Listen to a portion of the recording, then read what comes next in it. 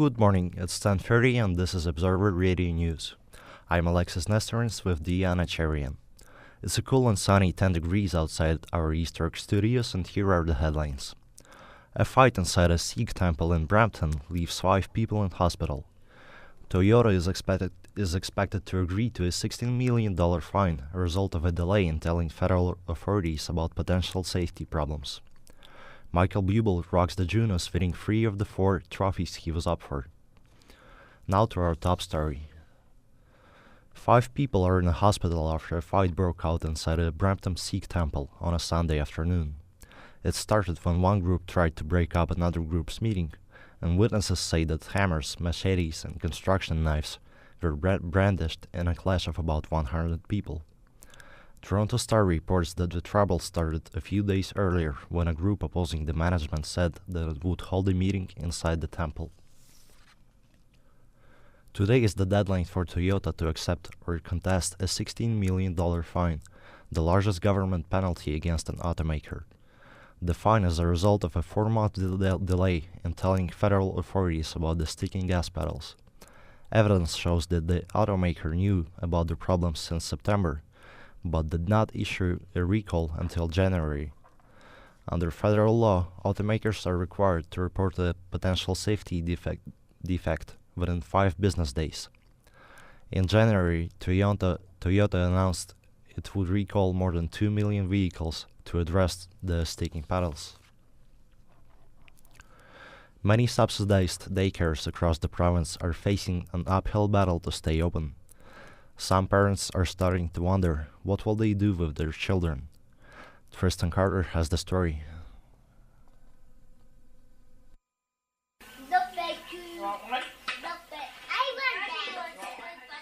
A perfect storm is brewing for Ontario's subsidized daycares.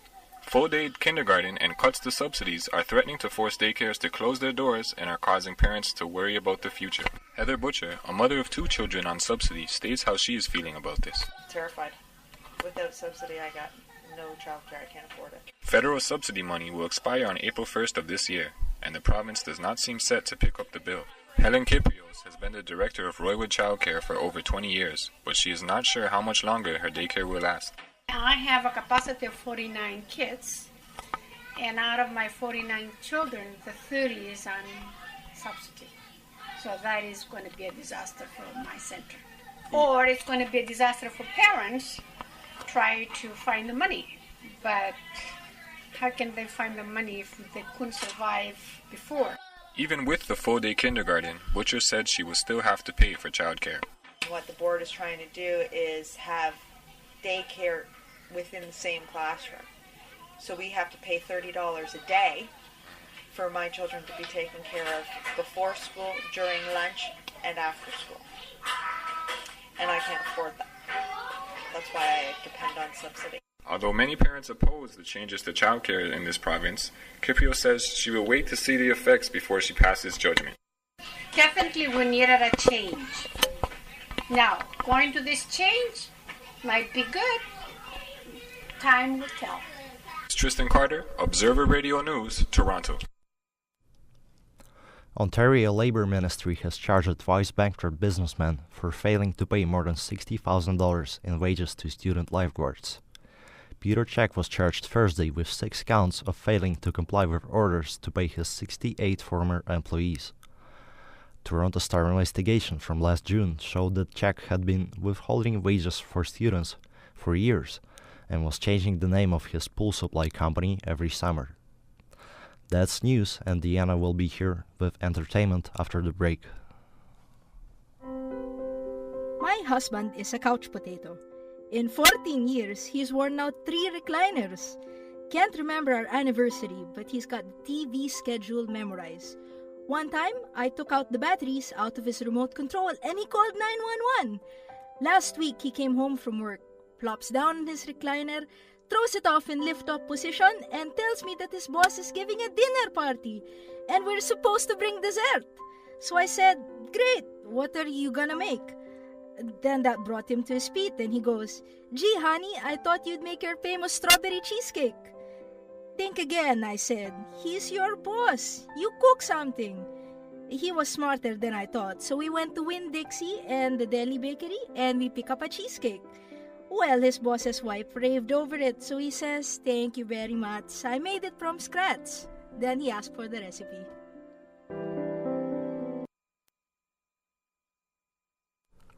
Welcome back to Observer Radio News. Good morning, I'm Deanna Charrion, bringing you the latest in entertainment at the Junos.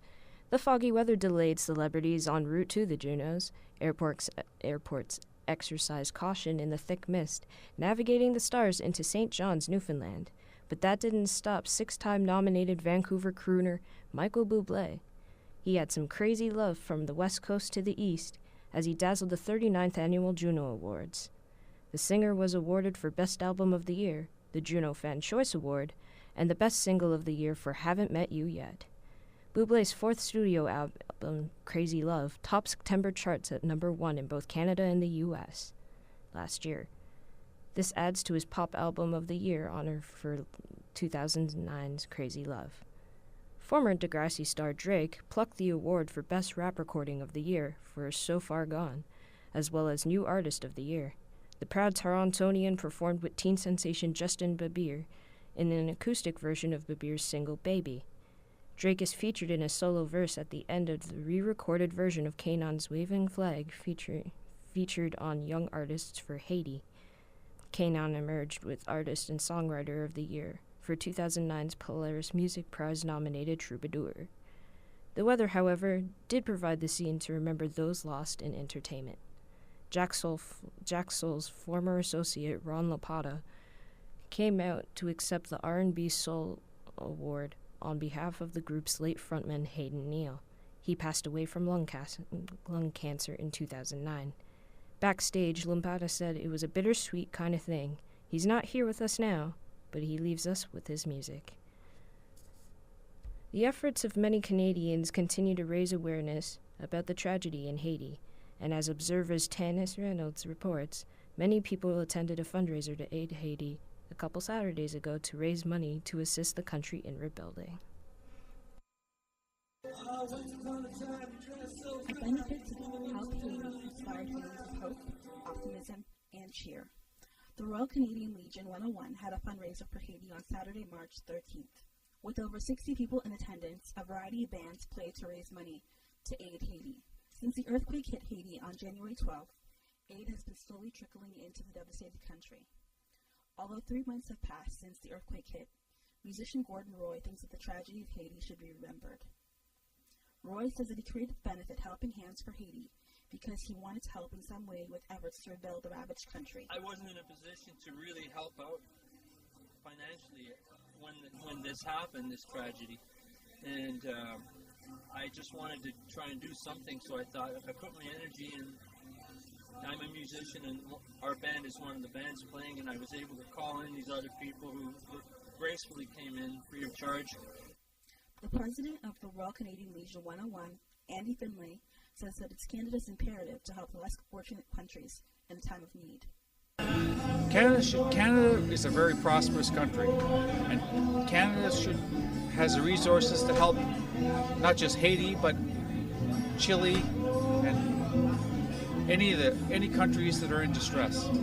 Roy also says that helping people in a time of need shows the truly compassionate nature of humanity.